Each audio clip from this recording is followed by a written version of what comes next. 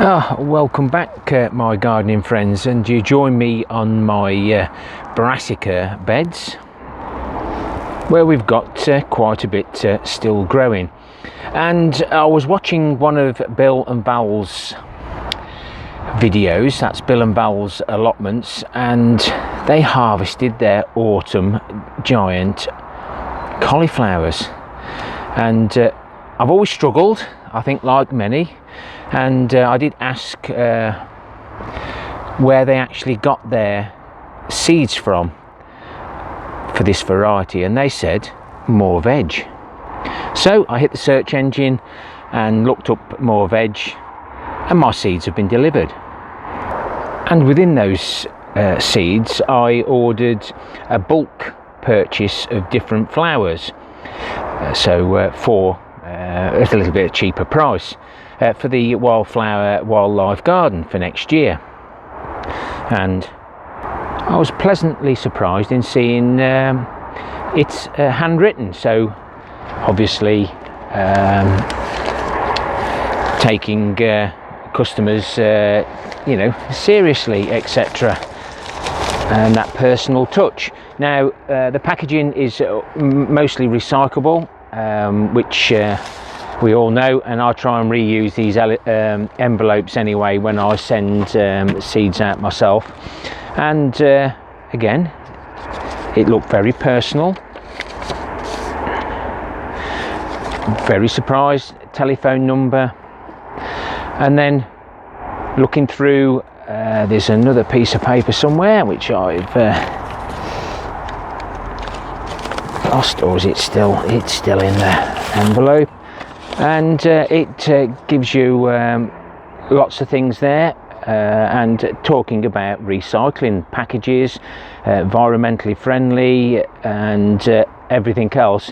And so the information that you get as well on the seeds, very clear, very helpful, and again easily compostable. These plastic envelopes we can reuse again for our saved seeds.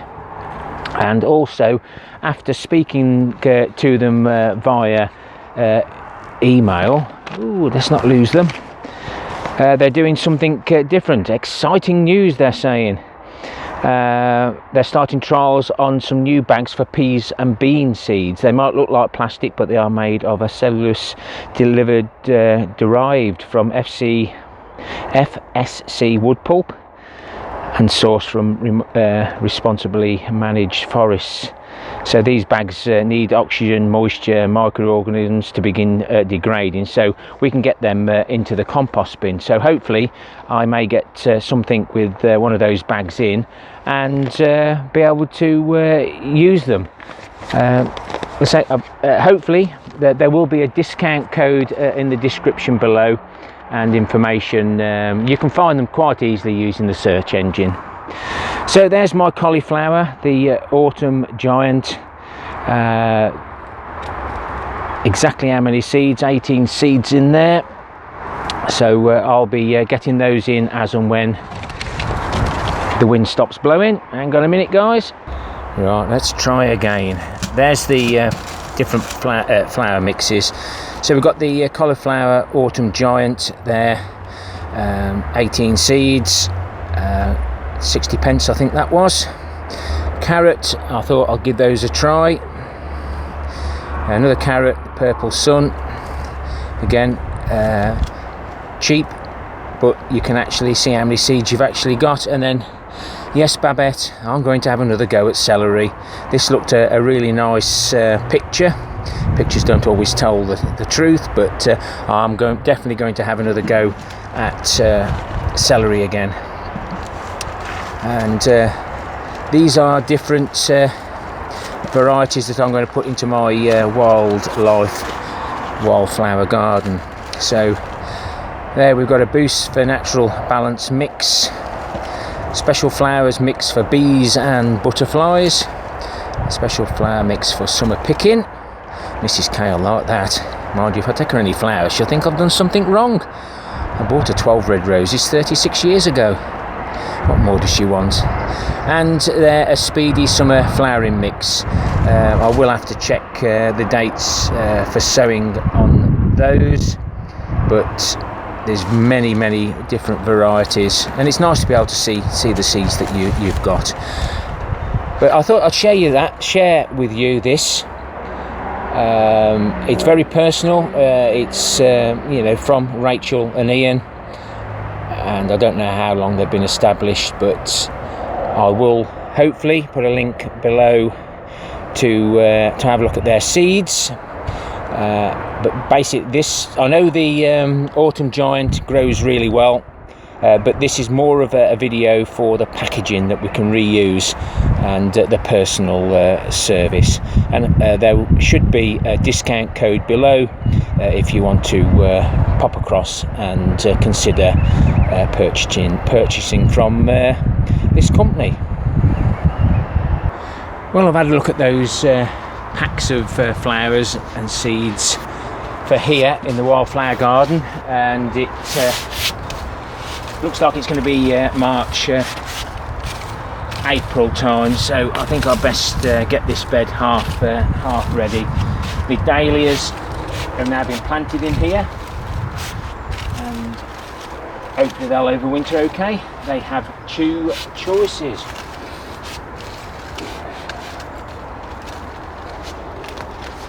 We've had so much rain, I just don't want to walk on this bed, and I'm using the compost that I find just to help suppress some of these weeds.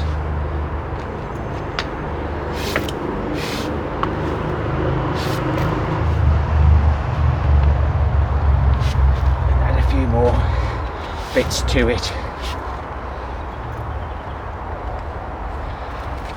And let the winter sort the rest out.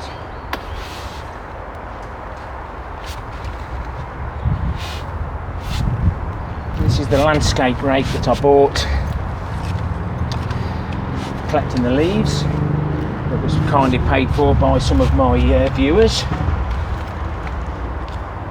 Thank you again.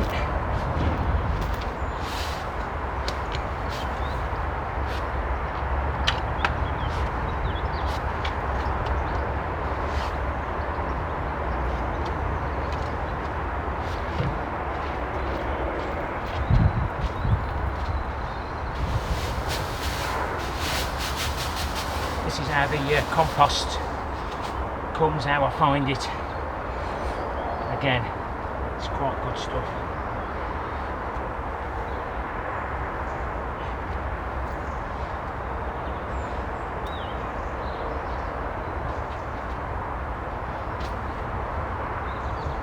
That'll just help suppress the weeds.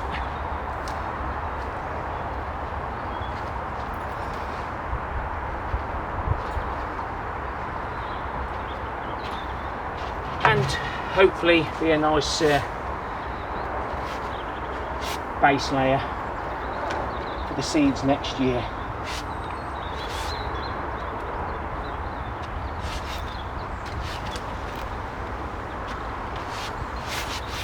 Hopefully some of the wildflower seeds that were already here will find their way through and give me a lovely display again. Still got a bit more to do over there. Got some more of the bags, so I'm going to get them put out and I'll show you afterwards. Well, that's another job out the way, and this is what the cocoa koi looks like when it's wet and moist.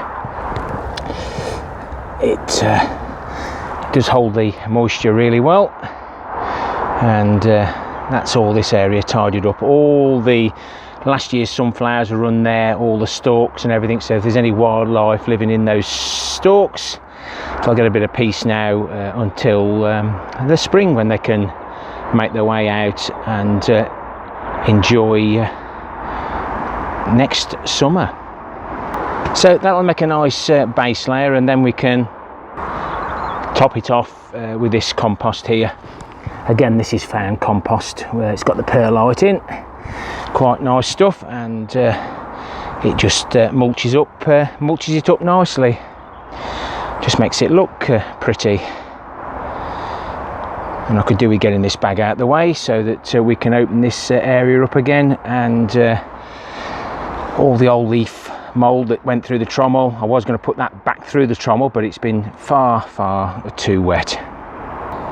And this barrel's connected to nothing, and now we must have at least 6 to 8 inches in there, and that's just from the surface area of the tub.